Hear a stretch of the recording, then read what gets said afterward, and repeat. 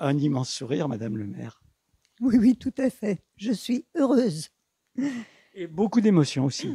Oui, parce que bon, ben, quand on parle école, alors déjà moi ça me parle en tant qu'ancienne enseignante, mais c'est pour une commune aussi, c'est l'avenir. En fait, tout ce qui concerne les jeunes, les enfants, c'est l'avenir d'une commune. Vous avez annoncé le nom de cette école. Mm. C'est un beau processus démocratique, entre guillemets. Il y a eu des listes qui ont circulé. Et puis, ce nom, il a du sens. Absolument. Euh, Au départ, on avait demandé aux enseignants de voir avec les enfants pour essayer de trouver un nom pour la nouvelle école. Et il en est ressorti qu'il fallait, en fait, ce qu'ils ont proposé, parce qu'il y a un homme quand même au niveau de l'équipe enseignante, c'était, il fallait que ça soit une femme française et qui se soit illustrée. Donc à partir de là, on a commencé à réfléchir sur différentes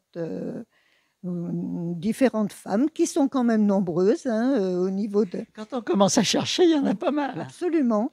Et on a retenu une liste de 10, pardon, de 10 noms.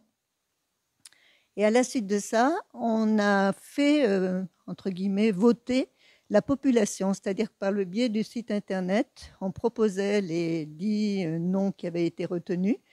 Et ben, ça a été quand même assez important. Je ne me rappelle plus le nombre de votants, mais en fait, ça a été important. Et il est ressorti 2 noms qui étaient vraiment largement en tête, Violette Maurice et Anne Sylvestre. Alors Anne Sylvestre, bien sûr, en tant que chanteuse et avec aussi les pour les enfants. Voilà, avec toute la série de Fabulettes. Et en conseil municipal, je l'ai mis entre les deux, bon, ben, pour départager. Et donc, c'est bien Violette Maurice qui l'a emporté. Alors, ça va toucher énormément de gens. Et puis, c'est hautement symbolique. Une femme exceptionnelle. On aura l'occasion d'en reparler. Et puis, une école exceptionnelle. Je voyais les yeux de vos collègues maires. Un certain nombre se disent, mais cette école, c'est un modèle pour nous. Vous aviez donné aux architectes des contraintes. Alors, il y avait effectivement une grande volonté de construire une école vraiment au niveau environnemental, une protection de la nature, de l'espace où elle se situe. Et voilà, bon, c'était la consigne. Hein. On voulait vraiment une école qui prenne en compte tout ce qu'on subit actuellement et que... On va subir de plus en plus. Voilà, tout à fait. Et on a été séduit d'ailleurs. Bon, ben, il y a eu un concours d'architectes et la proposition en fait de l'atelier Gallet et de l'atelier des Vergers nous a séduits.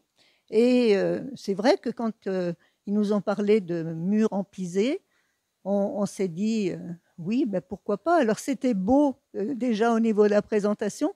Et puis, on apprend des choses aussi, on apprend les matériaux, leur évolution, et puis tout ça. Et donc, on a été quand même bien séduits, et puis on n'a pas regretté, parce que c'est vraiment un travail en plus en commun qu'on a fait avec les architectes. Et toujours, toujours, moi, ce que je souhaitais, c'était une école où tous les utilisateurs soient bien. Voilà, c'est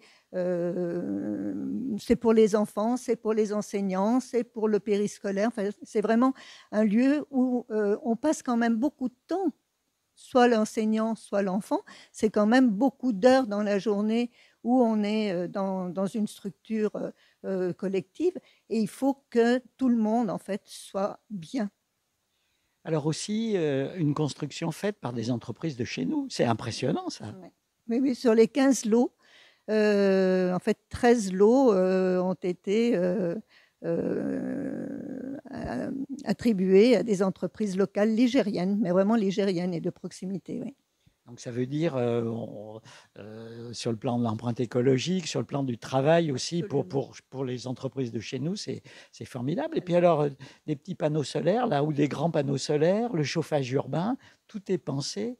Oui, oui, absolument. Alors, déjà, au niveau des entreprises et de la construction, grâce aux matériaux et grâce à la proximité justement des entreprises, l'empreinte carbone est minime. Donc, c'était aussi une volonté.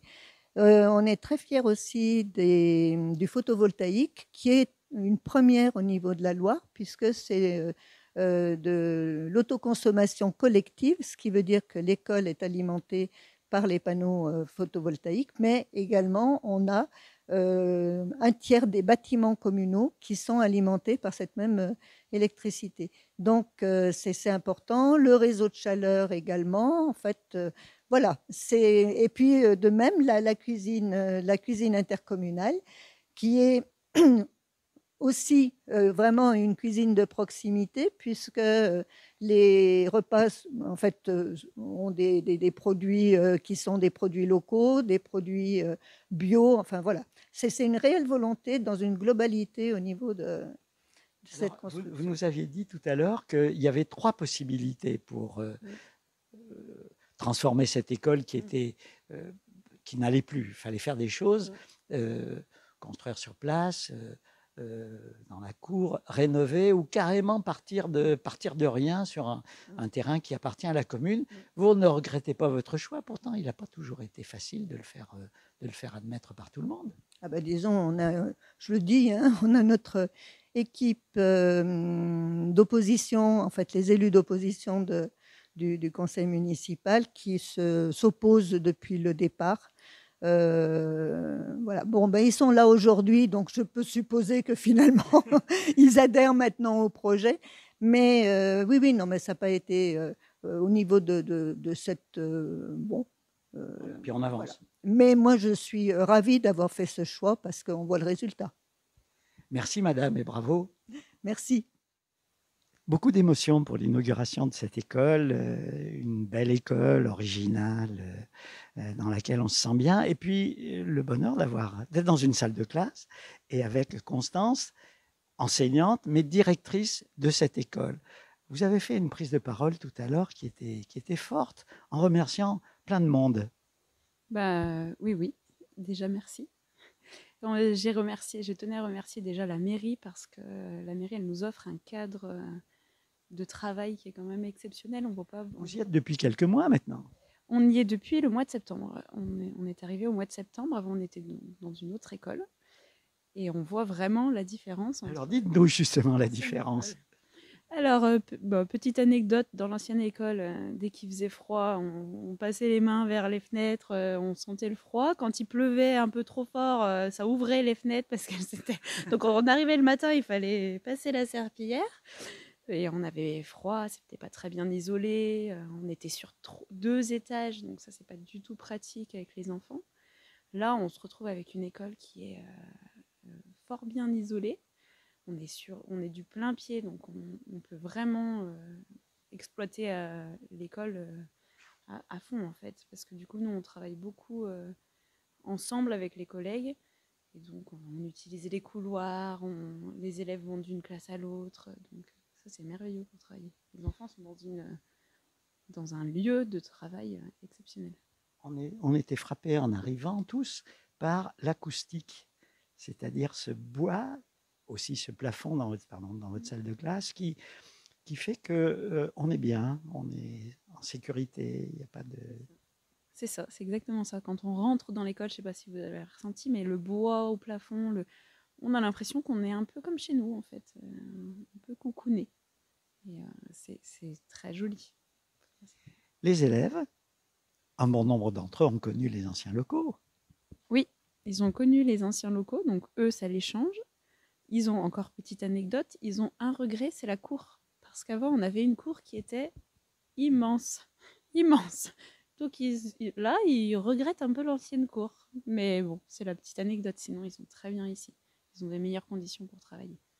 Et puis on a observé aussi le self, une nouvelle manière de restauration scolaire. C'est très important, la restauration. Beaucoup d'enfants doivent manger à l'école.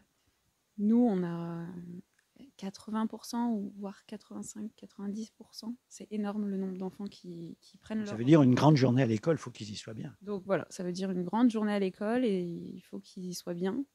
Et c'est pour ça aussi que tout à l'heure, vous parliez des remerciements, j'ai tenu aussi à remercier mes collègues de la mairie qui sont au périscolaire, parce que du coup, en fait, elles les accueillent à 7h30 le matin, elles font des activités avec eux, elles sont encore avec eux du temps de midi, et c'est pas de la garderie en fait, elles les occupent vraiment, elles leur prévoient des activités, des temps calmes, etc. Et c'est important d'avoir une équipe aussi de la mairie qui œuvrent au bien-être des enfants. Donc c'est pour ça que je tenais à les remercier aussi. Alors une école, c'est des élèves, des enfants, des parents. L'impression des parents, ils doivent déjà vous avoir dit des choses sans doute. Alors au départ, ça a été un peu compliqué les parents parce qu'un déménagement, ça fait toujours peur. Hein. On est rentré dans l'école, tout n'était pas encore fini, la course n'était pas encore ça. Donc au départ, ils avaient un peu peur en fait. Et puis maintenant, ils sont contents parce que quand on leur a fait visiter, on a fait une réunion de classe, ils ont visité les locaux. Ça n'a rien à voir avec l'ancienne école, donc ils sont quand même assez contents. On vient d'apprendre que l'école, cette belle école, allait porter le nom de Violette Maurice. C'est important pour vous ce nom, le nom d'une femme résistante exceptionnelle? Alors oui, c'est important. Il y a eu une liste de plusieurs femmes qui ont circulé. C'était Une liste de femmes. De femmes. C'était un point d'honneur que je pense la mairie, Madame le maire, elle souhaitait que ce soit une femme parce qu'il n'y a pas beaucoup de noms de femmes. Et nous, enseignants aussi, on souhaitait que ce soit une femme. Donc on était déjà partis sur des femmes. Et le fait que ce soit Violette Maurice qui est résistante, qui a œuvré du coup pour la paix, pour se battre pour les choses qui sont importantes dans la vie, c'est aussi ce qu'on veut faire passer comme message à nos enfants dans l'époque dans laquelle on vit. C'est un peu compliqué. Je pense que c'est très important que ce soit une femme comme elle qui porte le nom de l'école, et qui plus est, elle est de la région, de Saint-Étienne même, donc ce n'est que du bonus. Très bien, merci. Plein de sourires, plein de bonheur ce matin pour cette ouverture, cette inauguration de l'école de la Talaudière. Et on avait la chance d'avoir avec nous ceux qui ont été un peu les concepteurs de ce lieu très étonnant. On vous montrera un certain nombre d'images. Qu'est-ce qu'on est bien dans cette école? On rêve d'y être enseignant, on rêve d'y être enfant. Vous nous avez expliqué tout à l'heure que cette école, elle est faite pour les enfants d'abord, et les enfants d'aujourd'hui qui seront les adultes de demain. Ouais, en effet, cette école, c'est l'idée vraiment de pouvoir mettre en contact les enfants avec les matériaux biosourcés. Donc, c'est une école qui est construite en partie avec la construction terre crue, donc la technique du pisé. Technique plutôt ancienne. Oui, plutôt ancienne, mais finalement très technique, qui revient beaucoup et qui apporte beaucoup de choses en termes d'hygrométrie, en termes de confort, en termes aussi de déphasage thermique. Donc, c'est des matériaux qui reviennent et qui ont plein de spécificités et qui permettent aux enfants d'être en contact avec ces matériaux-là et dans leur vie de demain, dans leur vie de jeunes adultes, leur permettront d'avoir une approche un peu différente et de ne pas se méfier de ces matériaux, du bois, de la terre, des matériaux biosourcés, de vivre dans des environnements plus sains et finalement être acteurs et plus en phase avec la révolution environnementale qui se prépare et où ils auront un enjeu déterminant à jouer. Alors, les architectes, bien, vous aviez des contraintes, mais vous aviez des opportunités. L'idée, c'était quand même de construire un bâtiment original, hyper efficace sur le plan thermique, et puis avec des entreprises de la région. C'était un peu le deal. Tout à fait, en effet. Donc, avec l'atelier des vergers. Là aussi, vous avez travaillé 2 ateliers, c'est Voilà, sympa. ça. Donc, voilà, Damien Gallet, architecte, associé à l'atelier des vergers pour ce projet-là. Et c'est vrai qu'on a les mêmes envies, les mêmes ambitions de proposer des écoles les plus performantes possibles, avec ces matériaux comme la terre, et notamment la paille aussi. Alors, la paille, elle est où, la paille? Donc, la terre, on la voit quand on arrive. Et c'est vrai que la terre, on peut la laisser apparente. Malheureusement, la paille, en effet, elle, faut la protéger. C'est un matériau qui est très très bien pour l'isolation. Nous, on l'affectionne particulièrement parce que c'est un matériau qui est très dense. Et donc, en fait, aujourd'hui, vu qu'on va aussi vers un réchauffement climatique, pourquoi on propose la paille pour faire des écoles? C'est qu'on peut créer ce qu'on appelle un peu du défaisage, comme avec le pisé. Mais la paille, par sa densité, la chaleur met longtemps à rentrer à l'intérieur de l'école et à travers les murs et à travers la toiture. Et ici, cette école-là, ce qui est assez exemplaire, c'est que tout est isolé en paille. C'est à la fois les murs et aussi à la fois la toiture, parce qu'on a une grosse surface de toiture. Toiture, évidemment, vous avez mis des panneaux solaires, ça va de soi. C'est ça, disons que c'est vrai que la mairie ici a voulu vraiment faire un projet exemplaire sur tous les points, que ce soit au niveau de la performance du bâtiment, que ce soit au niveau du chauffage, où on va être raccordé sur un chauffage urbain au bois, et elle a investi aussi sur du solaire photovoltaïque en toiture pour pouvoir à la fois produire pour le bâtiment, ce qui va le rendre positif, mais aussi pour apporter de l'énergie à ces bâtiments publics via le réseau public. Vous avez été en charge de coordonner l'ensemble de la construction avec des entreprises à 90% de notre département. C'est aussi un choix important. Oui, on a des entreprises qui sont locales, ligériennes pour la plupart. La réussite de ce projet, c'est aussi grâce à elles parce que les entreprises ont très bien travaillé avec nous et ils ont été très compétents et voilà. Le chantier a été livré dans les temps parce que c'est toujours c'est l'objectif. On a pu ouvrir l'école comme c'était prévu début septembre, donc ça c'était une réussite. Voilà. Alors, cette école, elle est aussi caractérisée par l'acoustique. Quand on entre, c'est tranquille, c'est paisible. Quand on connaît les enfants d'aujourd'hui, puis comme tous les enfants, d'habitude, dans les couloirs, ça hurle, il y a du bruit, etc. Je vois vous sourire, là, c'est feutré, on est tranquille. C'était un choix, là aussi. Oui, mais en fait, c'est à la fois dû aussi à la construction bois et notamment ce qu'on peut voir au-dessus de nos têtes. On a dans cette école, dans la circulation et dans pas mal de salles, les grandes salles périscolaires, restaurants, ce qu'on appelle des plafonds bois acoustiques. Donc, on a des tasseaux ajourés avec un isolant dessus et ça permet d'absorber, on va dire, le bruit. Et le fait qu'il y ait des espaces comme ça entre les tasseaux, le bruit est fragmenté. Et donc, c'est ce qui participe à ce côté feutré. Et puis, on a les sols ici qui sont en linoléum. C'est aussi un matériau naturel et ça participe. On n'est pas sur du carrelage et donc quand on marche, voilà, il y a quelque chose de beaucoup plus amortissant en fait. Donc cette ambiance feutrée, elle est à la fois due au sol et à la fois due aux matériaux qu'on a à la fois sur les murs et notamment au plafond avec le bois ajouré. Et puis, vous aviez des contraintes. Vous avez travaillé avec une entreprise qui a fait le lien entre la mairie et les cabinets d'architectes. Il fallait aussi la disposer dans l'espace avec l'orientation. Tout est soigneusement pensé pour qu'on y soit bien. Bon, on l'espère. Et puis le but, en fait, ce qui est important, c'est que l'objectif, c'est le confort des enfants et des enseignants. Donc, l'école, elle est vraiment. Vous vous êtes pas fait plaisir en faisant des trucs extraordinaires. Si, mais on se fait plaisir en utilisant des matériaux qu'on aime et qu'on pense que c'est des matériaux où il faut. D'abord les enfants et les enseignants. Oui, d'abord les enfants et les enseignants, on se fait plaisir, mais on essaie de leur faire plaisir, de faire une conception qui soit adaptée aux enfants, à leur taille, au confort. On a à leur taille. À leur taille. Bien sûr, on le voit un petit peu dans cet espace. On a travaillé les hauteurs de plafond pour qu'ils se sentent bien, que ça soit proportionné. On a travaillé tout le mobilier pour qu'ils aient une école, c'est aussi un outil et il faut que ça fonctionne pour eux et qu'ils s'y sentent le mieux possible pour pouvoir apprendre dans de bonnes conditions.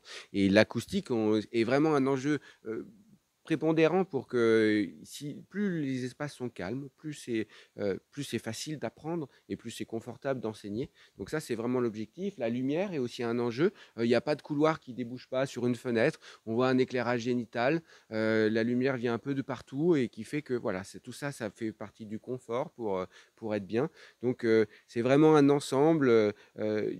Être architecte sur un projet de ce type-là, c'est évidemment avoir une somme de contraintes, d'avoir un objectif, mais en fait, les contraintes, si on les prend dans le bon ordre, au bout d'un moment, elles s'alignent et ça fait un projet. Et des fois, il y a des choses sont loupés, mais très peu, et on en est plutôt Il n'y content. a que vous qui les avez Voilà. regardés. Mais en tout cas, c'est ça qui est important, c'est voilà, une envie, des contraintes, un objectif, et qui forme un projet. Et sur ce travail-là, le travail amont, la volonté de la mairie, voilà, a fait que eh ben, ça a donné une impulsion. Toutes les contraintes, on les a mis dans le bon sens et ça en a fait des forces. Et une fois que ça en a fait force, en poussant tous ensemble avec les entreprises, avec tous les bureaux d'études, avec, eh ben, on y arrive. Alors, dernière question, on a l'impression que cette école, c'est un peu un laboratoire des écoles de demain. Vous allez dupliquer, vous allez utiliser votre expérience pour d'autres projets. On s'est promené, il y avait pas mal d'élus parmi les personnes qui sont là. Vous les faites rêver. Vous les faites rêver. C'est un peu l'objectif. C'est vrai que nous, avec l'Atelier des Vergers, on avait déjà des expériences passées avec des projets qui, à chaque projet, on essaie d'aller un petit peu plus loin. Après, donc, ça dépend aussi du budget qui nous est alloué pour pouvoir faire un projet. Ici, on avait la chance que le budget qui avait été estimé au départ, au moment du concours, était correct. Et donc, c'est ce qui a fait aussi qu'on a pu proposer ce type de produit-là. Il ne faut pas se le cacher, c'est un peu plus cher qu'une construction conventionnelle, mais sur le long terme, il faut raisonner à long terme, la mairie va largement s'y retrouver. En termes de confort des enfants, de bien-être, c'est absolument évident. C'est pas un surcoût. Non, voilà, il ne faut pas parler de surcoût, il faut parler d'investissement global, on va dire, sur le long terme. Donc là-dessus, avec un bâtiment qui est quasiment passif, comme ici, en termes de consommation d'énergie, elle va largement s'y retrouver sur le long terme. Et après, on parlait voilà, en effet de bâtiments précurseurs. Oui, ce qu'on a voulu sur ce bâtiment-là, et on a eu la chance que la mairie nous suive, c'est qu'en effet, c'est de montrer qu'on peut faire des bâtiments tout à fait contemporains, à la fois en termes d'écriture architecturale. En effet, c'est plutôt une école qu'on trouve très, très jolie et très contemporaine, bien qu'elle ait des toitures à deux pans, on n'est pas sur un toit plat étanché. Et donc, justement, on a pu mettre un maximum de matériaux biosourcés, écologiques. Et c'est de montrer qu'on peut faire des bâtiments contemporains en revenant à des matériaux naturels, avec des savoir-faire. Et c'est ça qu'on essaie aussi de redévelopper, des savoir-faire locaux et traditionnels. Donc, on veut prendre de la paille dans un champ et la mettre dans un mur bois, c'est très simple et on peut le faire. Et les charpentiers aujourd'hui commencent à le faire parce que les architectes poussent là-dedans. Et idem le pisé, dans la région, on a la chance d'avoir un savoir-faire d'artisans qui sont formés à la construction en pisé. Et l'idée de ce type de projet-là et des futurs qu'on va proposer à d'autres maîtres d'ouvrage, c'est de développer ces filières-là en fait. Et donc c'est à nous en tant qu'architectes d'initier le redéveloppement de ces savoir-faire-là et c'est ce qui nous intéresse et ce qui nous plaît. On a notre métier, on va dire, on a ce pouvoir aussi d'impulser, on va dire, une dynamique sociale parce qu'en effet, comme le disait Marine, ce qui a été super sur ce projet-là, c'est qu'on a pu avoir un charpentier local, on a pu avoir un artisan qui a fait le pisé qui est tout à fait local, le menuisier extérieur qui a fait aussi les aménagements intérieurs, il est juste à côté. Et donc voilà, en tant qu'architecte et avec les maîtrises d'ouvrage, on peut avoir ce pouvoir-là et d'initier de nouvelles pratiques constructives et de les faire se redévelopper et ça, c'est en train de fonctionner. Juste une petite chose, c'est que avec l'atelier Gallet, on partage ça, mais c'est qu'en fait, on a plus vraiment le choix de construire des écoles comme ça. En termes d'impact, ce qu'on appelle l'impact carbone, c'est-à-dire tout l'impact de l'environnement, de la construction, du béton, des hauts fourneaux, de la mise en œuvre, du transport, c'est énorme.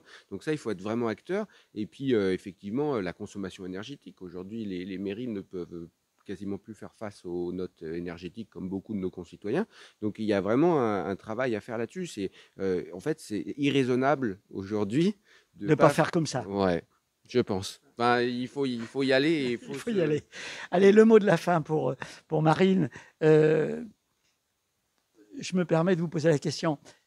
Si vous aviez des enfants, vous auriez envie qu'ils soient dans une école comme ça ? C'est sûr, hein, moi, mon point de vue, il n'est peut-être pas objectif, mais non, il n'est pas objectif du tout, ni le vôtre. J'aurais vraiment aimé étudier ici, hein, parce que je trouve que c'est apaisant, c'est calme. J'aurais beaucoup aimé être élève ici, et le fait aussi qu'il y ait des espaces verts à l'extérieur, de la lumière, comme on a dit, l'acoustique, je trouve que c'est très apaisant. Et j'aurais été contente d'étudier ici. Si j'ai des enfants un jour, j'espère qu'ils étudieront ici. Merci et bravo. Merci à vous. Merci.